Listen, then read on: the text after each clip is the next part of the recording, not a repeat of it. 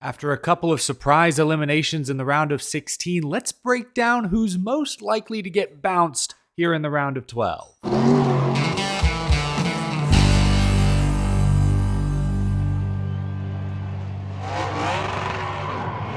How's it going, y'all? My name is Eric. Welcome to Out of the Groove. Happy Friday.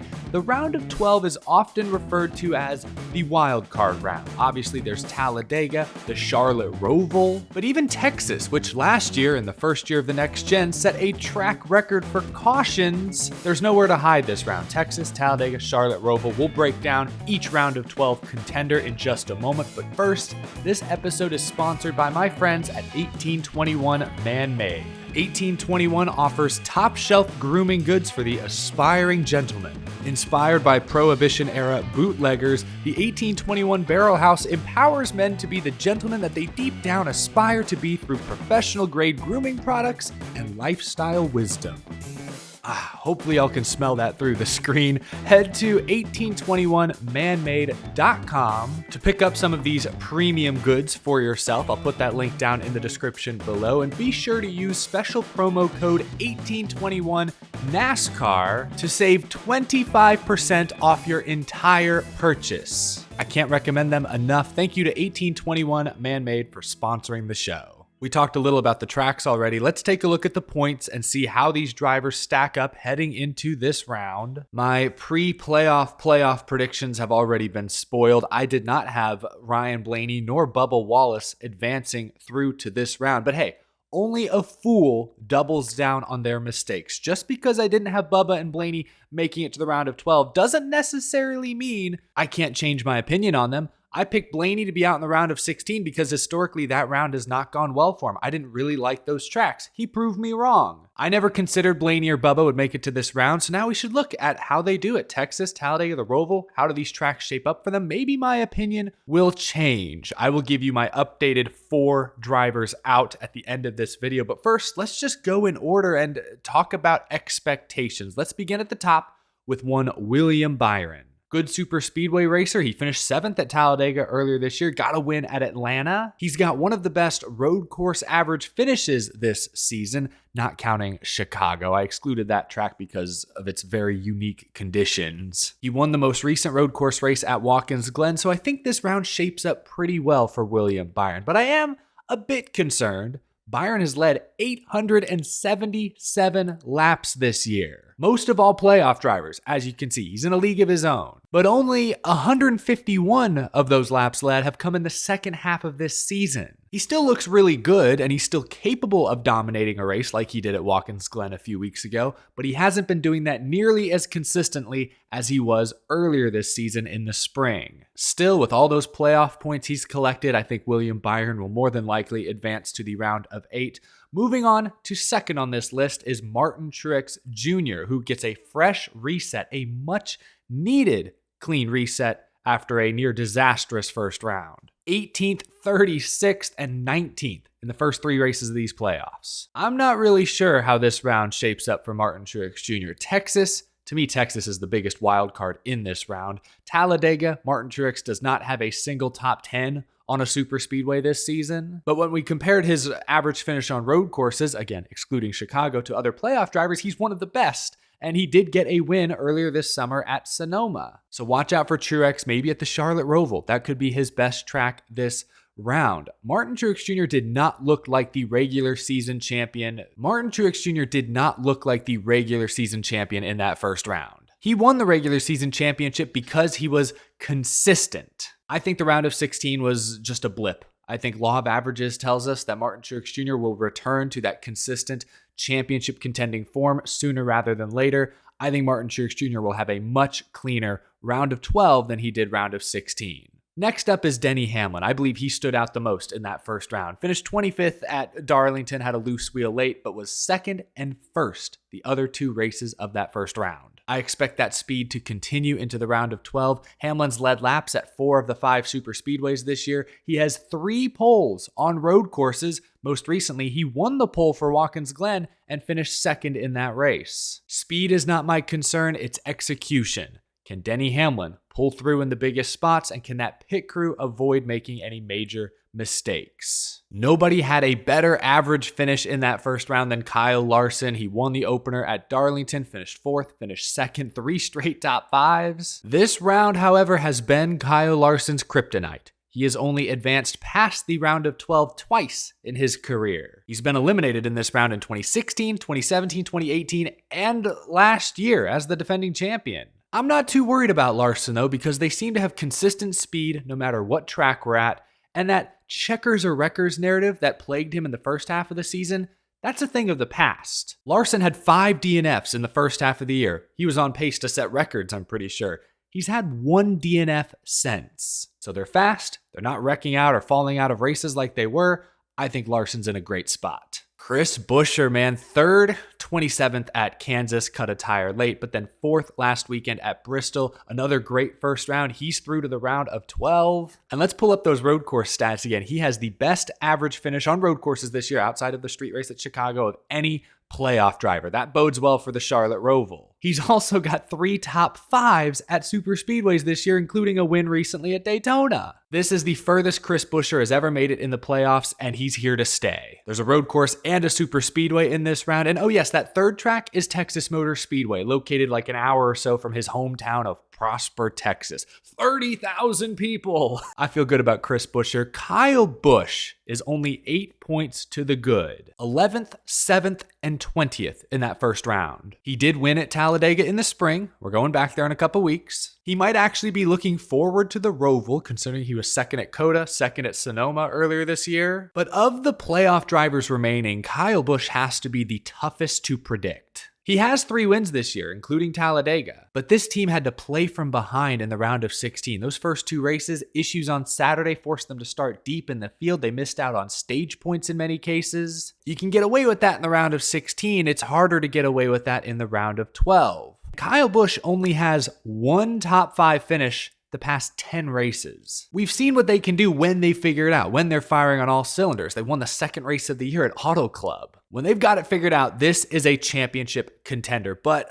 I could also see this team stepping on rakes in this round and getting bounced a little early. Just behind him in the standings is Christopher Bell, finished 23rd, 8th, and 3rd in that first round. Good road course racer, won the Roval last year, and while Kyle Busch had issues in that first round in qualifying, Christopher Bell did not. He's sitting on 3 straight pole awards. I'm a little worried about him at Talladega, considering Ryan Blaney was not happy with how Bell was pushing him at Daytona a few weeks back. He might have a little bit of a reputation as someone who's scary to work with. But I'll say this about Christopher Bell. Bristol was extremely encouraging. For months, it's felt like this team has not had a clean race. Either the driver's spinning out making a mistake or the pit crew is losing him positions. Last week, he started first, won the first 2 stages, and finished 3rd. That was great. Can they stay out of their own way for these 3 races? He doesn't have as many playoff points as others. He has a very small cushion.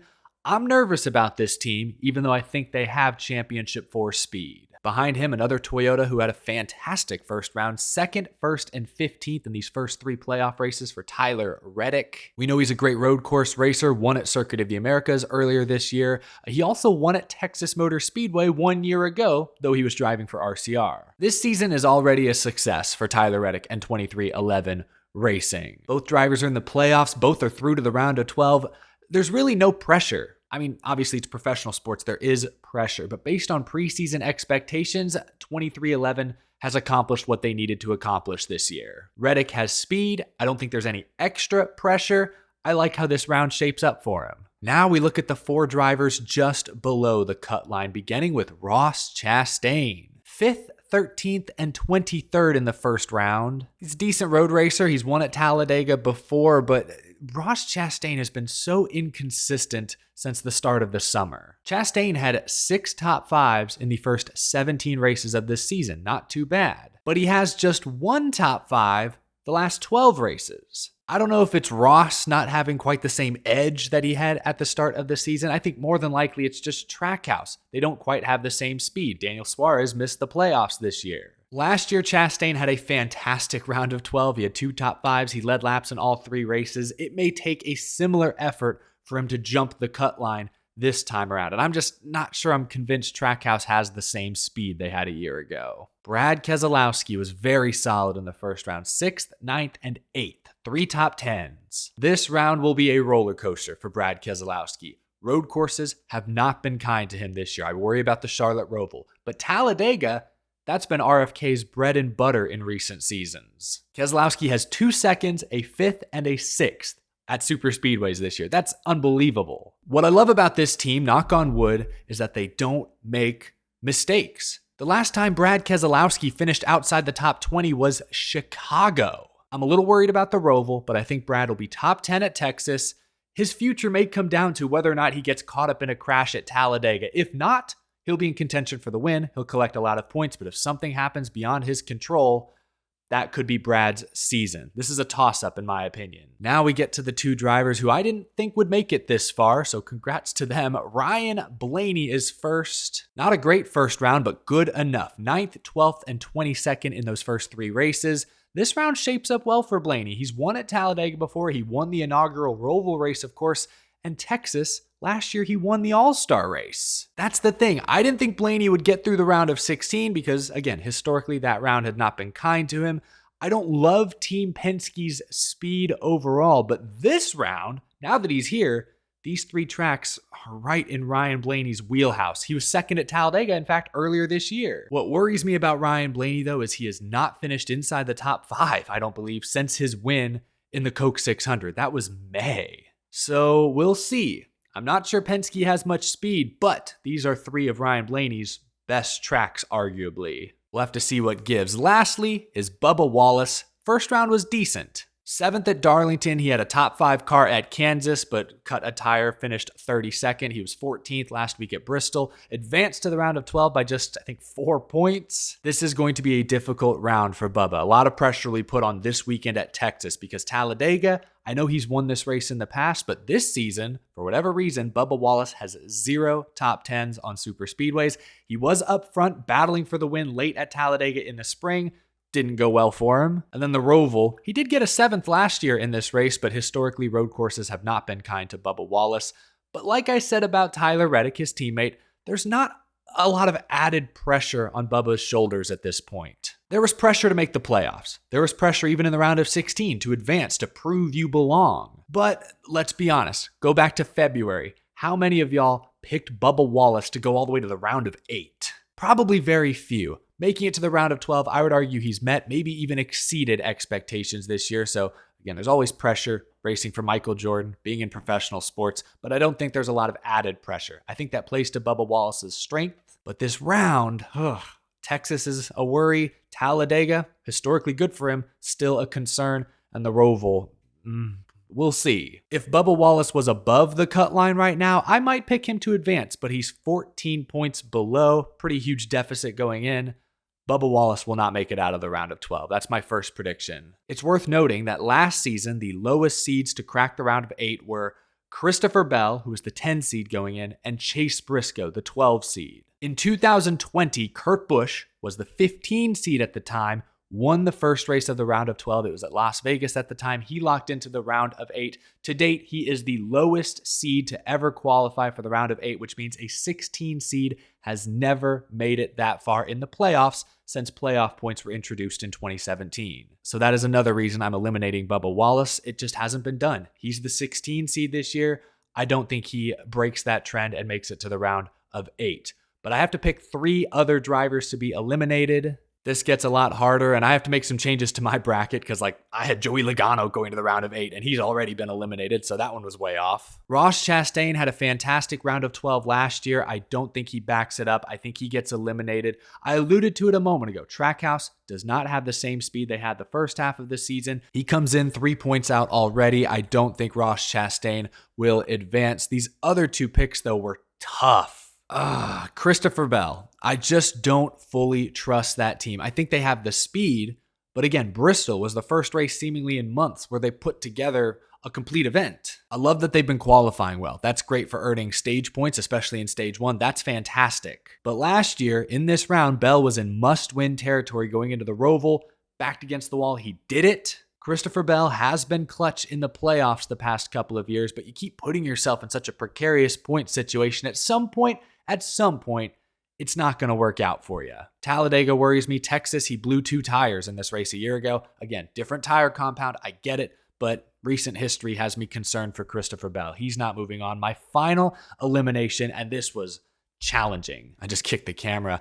Originally, I had Brad Keselowski out in the round of 12. The Roval really worried me. I had Blaney out in the round of 16, but now I look at these round of 12 tracks since he's here, and they line up really well for him. I'm not eliminating either one of them. Instead, I'm eliminating Kyle Busch this round. Inconsistency bothers me more than just about anything else in professional sports, and that 8 team is inconsistent right now. At best, I think they were a 7th to 10th place car in a couple of those round of 16 races. Like, that would be good enough to get through to the round of 8, considering the playoff points they have. But it doesn't really protect you if anything big happens. Talladega has not historically been kind to Kyle Busch. I know he won there in the spring. This is not the dominant, scary-looking Kyle Busch we got a glimpse of in the first half of the year. This is a team that is constantly trying to salvage points, salvage their day, and I just don't think that's what a round of 8 team looks like. It worked for Chase Briscoe last year, I'll give you that, but if I have to give you a gut feel right here, right now, I don't think Kyle Busch gets past this round. I guess that's my bold prediction. That's my hot take for the week, but there you have it. Let me know down in the comments below if you agree, you disagree. Let me know what your take is down in the comment section below. I appreciate you watching this video.